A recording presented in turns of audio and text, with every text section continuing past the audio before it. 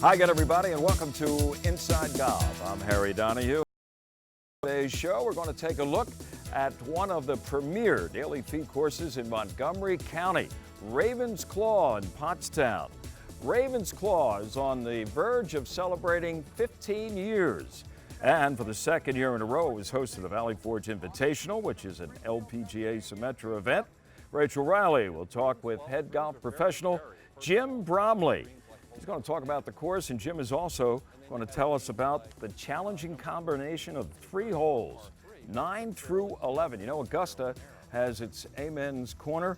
Well, Raven's Claw has those 3 holes designated as the Claw. And our teed-off panel is back with us. And today we'll be discussing the recent Open Championship. It's all coming up next, right here on Inside Golf. Inside Golf is presented by Destination Montco Golf.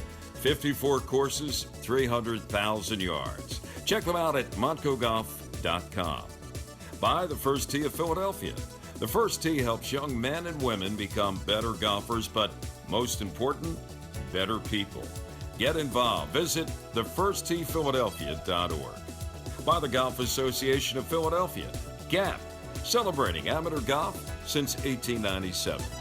By Jersey Man Magazine, it's a Jersey way of life.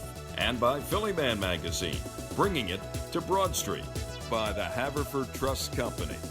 Quality is in our DNA. And by Inside Golf's partner since 1998, the Philadelphia Section PGA, experts in the game and business of golf. Take time to thank your local PGA golf professional.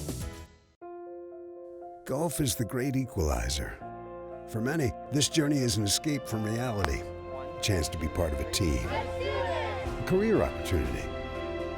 PGA Reach impacts lives through golf by lifting people up, giving them hope, and sending them down an alternate path that they never saw coming. With PGA Reach Philadelphia, as in life and in golf, the most important shot you take is the next one. Ready? Fire! Whoa! Hey, do you guys want to come with us?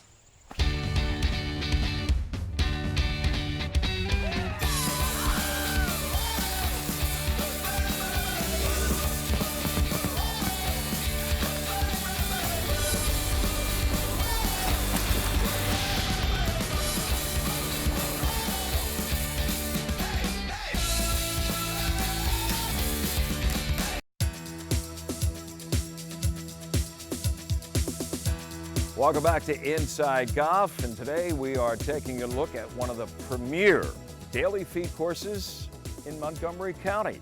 It's Raven's Claw. Here's Rachel Riley.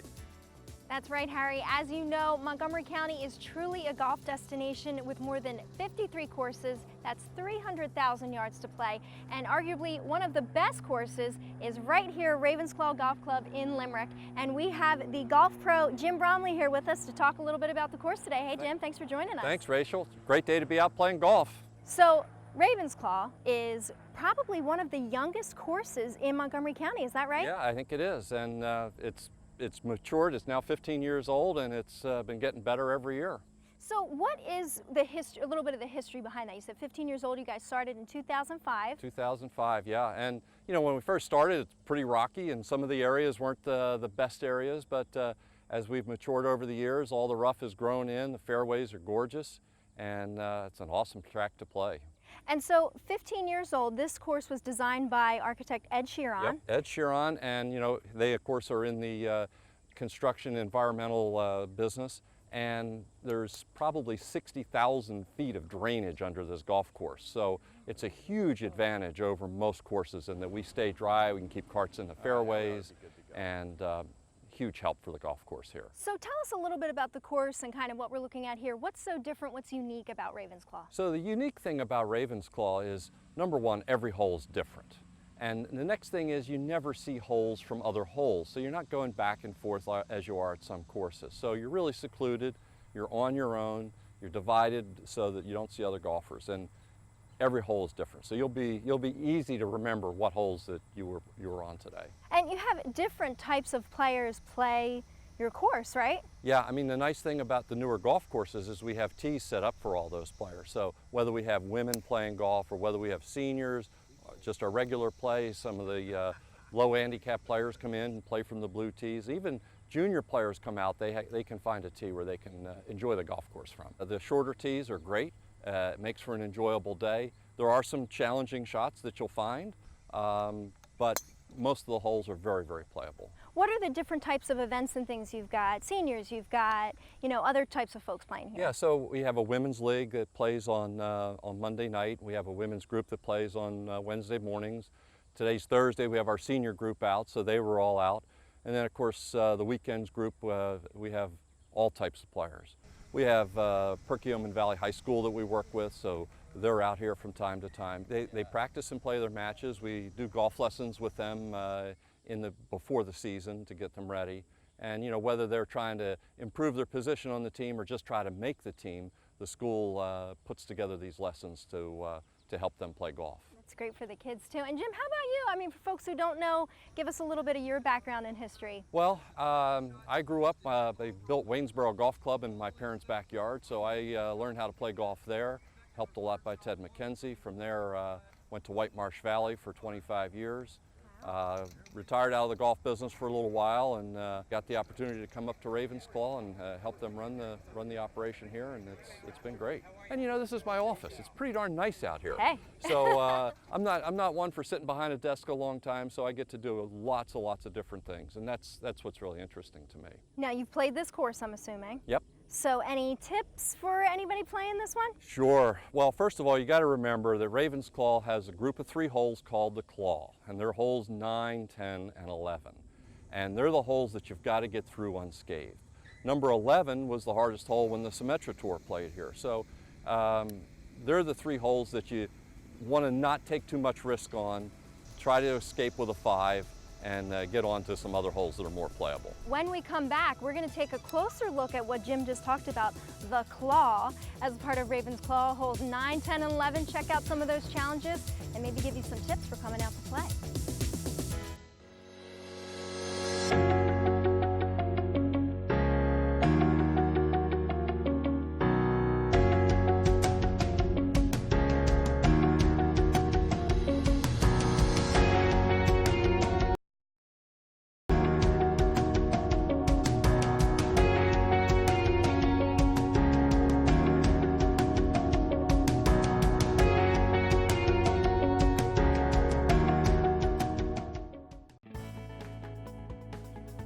Students in our program learn a lot about leadership and how to become a We leader. have a good cause. We've got great kids and people. It teaches young people not only golf, but the life lessons that golf teaches us. I've been a better person throughout my career in golf. We're teaching kids how to be better kids, how to be better people, and to build better communities. Respect, honesty, courtesy, integrity, judgment. Not only does it give kids a jump start on the game of golf, but maybe a little bit of a jump start on the game of life.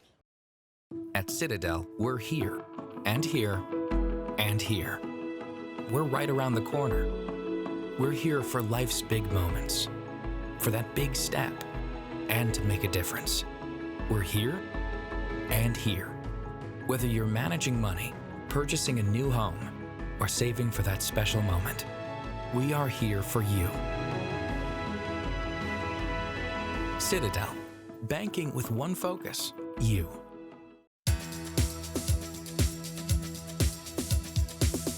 All right, we are back at Ravensclaw Golf Club in Limerick talking to Jim Bromley, the golf pro here, and we're actually standing on the fairway of hole 11, right, Jim? Yep, hole number 11. So tell us, this is part of one of the legs, so to speak, of the Claw. Right. Those 3 holes, those 3 really challenging holes at Ravensclaw, and there's a lot of risk reward here on this course, but especially these 3 holes, so talk about that. Sure, so the golf course built in a risk reward style, meaning that if we take a little bit more risk, you have a second shot to the green. However, if you play safe and take it easy on the first shot, then you have a more difficult shot. So here at 11, you know, again, we have trees on the right-hand side, but it's best to approach the green from the right-hand side. So if you can challenge yourself, hit it a little closer to the trees, you get a much better angle to the greens. This hole, you don't have to hit a driver off the tee, so you want to play to a location in the fairway. And you're going to pick that spot based on what's your best second shot. So you don't have to hit the driver, put it in a good spot, and then get your best shot into the green. In fact, if you hit the driver, it's going to go way past where you want or need to be, which is kind of in that safe zone, which is exactly where we're standing, right? Yeah, exactly. So a driver is not to play off this tee, at least from some of the more forward tees, but you got to play to a position. So you need to hit a yardage that you want to hit off the tee, opposed to just standing up and bashing it. So I know we're looking up at the green here at the tee for number 11, but this is actually, as we said, the last of the three. It's a three-fer here of really tough holes. So talk about 9 and 10 before you even get to this spot. So number 9 is a dogleg right with a creek and trees on the right. And of course, most golfers have trouble with going to the right. So that's a difficulty as it is. Then once you do reach the fairway, the second shot is to an elevated green that's bunkered in the front. It has a false front. And the greens is difficult. You know, it's not the widest green in the area, in the golf course, and it's a fairly long green. So a lot of difficulty at 9. A lot of places you can get in trouble on either the first or the second shot. Oh yeah, that sounds rough. And then you go to 10, and what do people see there? 10 is a par 5, and again, depending on your skill level, I mean, the hole plays over 600 yards from the back tees and 525 from the white tees. So it's a fairly wide fairway, but you have to pick on your second shot. The fairway is actually split into 2 different levels with a big bunker. So you have to choose, am I going to go to the right or am I going to go to the left? And then when you get to the green, it's one of the biggest greens on the course, lots of undulation. So again, once you do reach the green in 3, you still have some difficult putting to do. So Jim, you've played the course, you've played those 3 holes. Besides some of those tips you threw in there, how have you played those holes? Every day is a little bit different. So depending on how good my golf is, I don't have so much trouble with hitting the ball to the right. So number 9's not so difficult. 10 can be difficult on the green spot. And 11, it took me a little while to learn exactly where to aim and what angle to take on the 11th hole and what club to use, because you have to pick an angle and you have to pick the right yardage for that angle to hit it in the fairway. Yeah, great insider tips for folks wanting to come play. Now you talked a little bit about the green size, the fairway size, and that's something that's really unique about Ravensclaw, is they're bigger. Yeah, the greens, well, the greens are very, very, first of all, you have greens like hole number 10, which are huge, and then you have greens like number 14, which is a very short par 3, that's a fairly small green and fairly narrow. So the greens all have different angles to them. So, you know, like I talked about number 11, you want to approach the green from the right-hand side, but it's kind of tough to get to the right-hand side. You have a hole like 15 that the green is very shallow from front to back, but very wide side to side. And then you have holes like 17, it's a long par 3, but it has a lot of undulation in the green. And even number 11 has a 2-tier green, so you need to make sure you're in the right place on all those greens. So there's lots of challenges, and it's kind of what brings people back. You know, oh, this time I'm gonna play that number 9 better. I'm not gonna let number 11 get to me, and things along those lines. So I mean, golf is a mental game, so they like thinking about what's my strategy this time and adjusting it each time? Well, we have people that like the strategy and make different adjustments and play it differently, and it depends on the wind and what you do.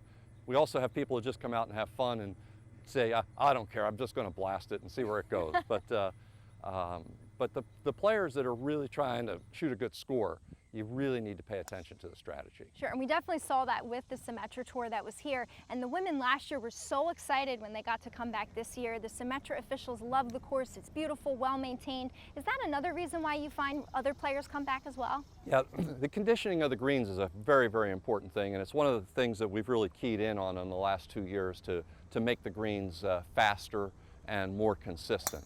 And that's a huge piece as far as golf goes, is people want to know, what are the greens like? On the phone, what are the greens like today? And you know, luckily our superintendents had them in fantastic shape, and it's been a great year for all that. No, it's looking great. But for folks who maybe aren't the best golfers or don't play at all, you can still come enjoy the club here. There's Sure. lots to offer. So what does the Sassano's is there? Sassano's Grill is there. It's a beautiful patio that overlooks the 18th hole, so you can sit and watch the golfers come in, have a drink, enjoy one of their famous pork sandwiches if you haven't had one of those. Award-winning, guys. They are delicious. They are awesome. and it's just a really nice atmosphere in there. They have music on the weekends. They have comedy shows come in. They do karaoke on Thursday nights, I think it is. So lots of fun things to do. And then also, you know, just to remember that if you come out and play golf and then want to stay for dinner and watch a show, we do have showers at Ravens Claw, so you can make use of those and clean up and get ready for a fun night. Sure, and we find that especially with the Symetra Tour, the community, this residential area, the neighborhood really gets involved. They get into it, the tournament, the challenge, the play, the competition. Oh, absolutely. It is a huge piece for them. And there's different parties at different houses every night. The neighborhood's been great, and the members that are here in the neighborhood were really, really excited to see them come out and play, and a little disappointed that they were a lot better than they are. That ball, and they played smart. They really did. Yes, they did. So great to see that at this course there's so many other things to do if you want to take a break from your game, or if you just want to come enjoy a beautiful green and a nice gorgeous day like today. Boy, hope we get more of these. Absolutely. So Harry, if Ravens Claw's not on your list already, if you haven't played it, add that to your bucket list, because it's definitely a must play. See how you can take the challenge of the Claw, that stretch of holes 9 through 11.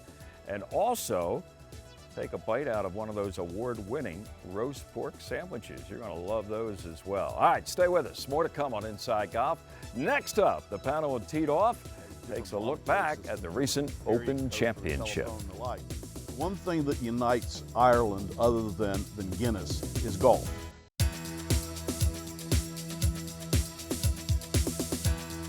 Welcome back. Inside Golf continues with teed off today. We are at Bluestone Country Club, Bluebell, Pennsylvania.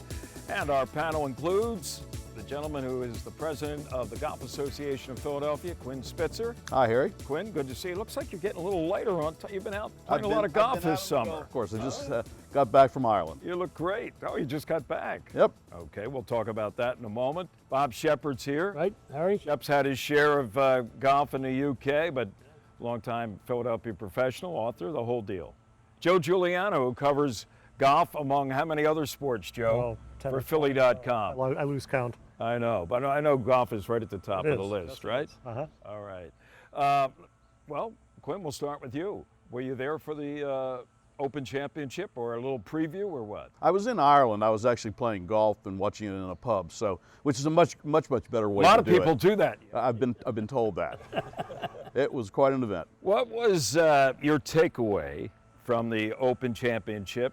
I don't know how much you actually saw, but it looked, the crowds were great at Royal Port Rush. They expected that, first time in what, almost 70 years it had been played there. And you had an Irish winner. If he was from the Republic, nobody seemed to care. But Shane Lowry, Rory McIlroy, a lot of pressure. He from Northern Ireland didn't make the cut. What was the bigger surprise, that he didn't make the cut or that Shane Lowry won the tournament? Well, I'll tell you what the big discussion was in Ireland. The people down south are very, very anti-Rory. And the reason they are is because of the Irish Open to play the Scottish Open.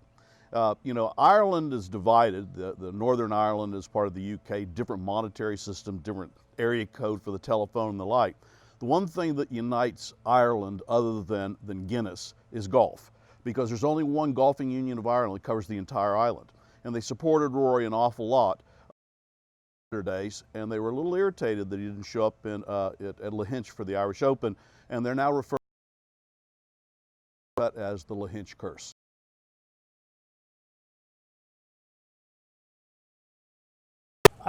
It's again, I think it's a shame that it's taken so long to reestablish itself, but the golf course, Port Rush is just a magic golf course. It really is.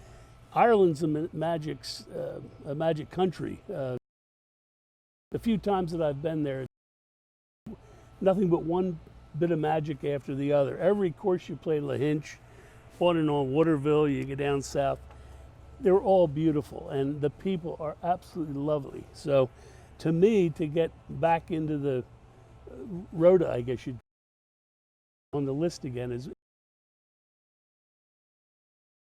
I think it's a wonderful addition to our menu. Much until the final day there for a couple hours.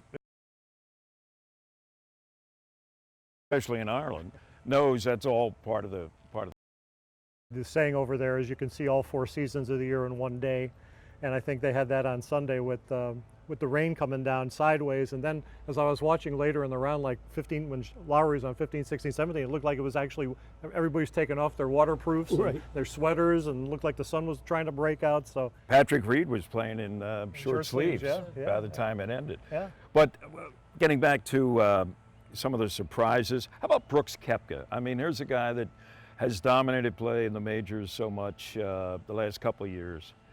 He's now, I think, with a top 5 finish in kind of rarefied air. Right. Yeah. With Tiger, Jack, Ricky Fowler, Jordan Spieth. Jordan Spieth. As, so he's the 5th guy to top 5 finishes. 5 in all 4 majors in the same year. And also he had a string of 4 top 2 finishes broken with that miserable tie for 4th at the British Open. And he couldn't make a putt. No, he really couldn't. He couldn't make a putt, and Tommy Fleetwood, who hit the ball great, couldn't make a challenge to Lowry because he couldn't make a putt. So, and I'll tell you one, I know you want to talk about Koepka, but Lowry, you got to give Lowry like all kinds of credit. I mean, in 2016 in Oakmont, he led by 4 going into the final 18, and blew it 76, lost to Dustin Johnson by 3. Came out this time, nothing rattled him. He made a bogey. He never really strung bogeys together. I mean, Sunday in that weather, he still shot 72 even though he made 5 bogeys. It was just spectacular. And can you imagine being cheered every step of the way by your home country, or Ireland and Northern Ireland uniting behind you? I'd be a nervous wreck. I wouldn't be able to hit the ball 20 feet if that was me, but he just kept his cool, kept his composure, and a very deserving champion, I thought. Yeah, I think so. And it gets overlooked because of what happened to Rory, I guess, Quinn. He didn't make the cut, whether it's the Hinch curse or whatever. Started off with an 8. Yeah. I mean, it's hard to imagine. Were nerves part of the picture for him on that first tee, do you think, at Royal Portrush? He take on 8 in a tournament everybody thinks he's going to win. Yeah, well, he grew up so close to there. And so this was really a home course event for him. So the expectations were extraordinarily high.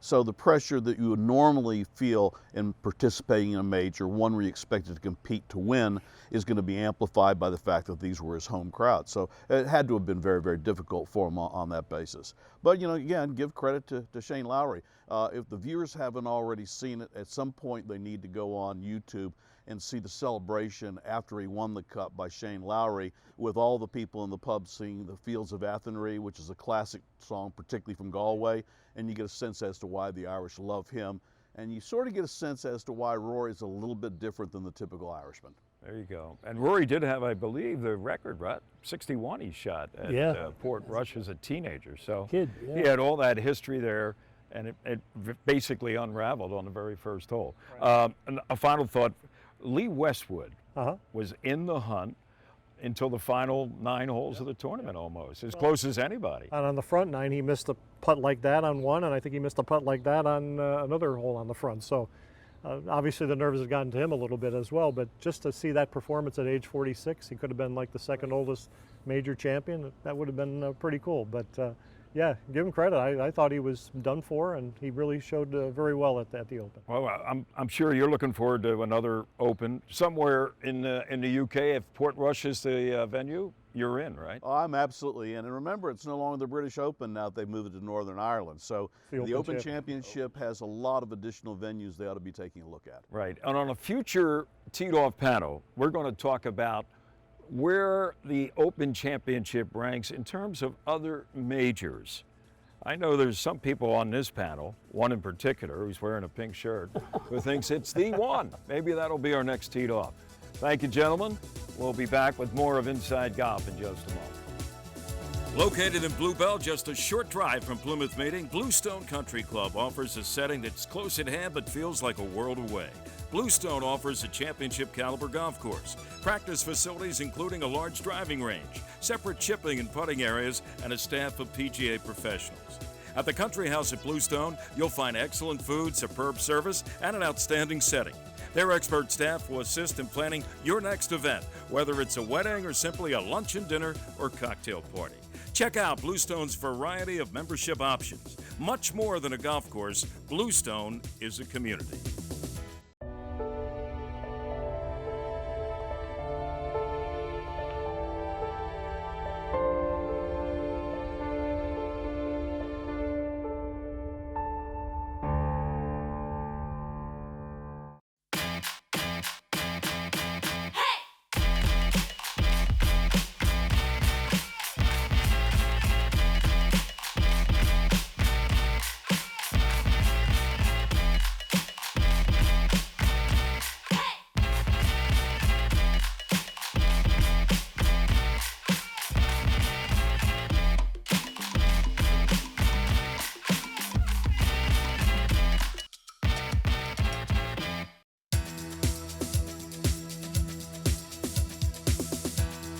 Well, that's going to do it for this week's edition of Inside Golf. Now, coming up next week, we'll be right here at Philadelphia Country Club. Why?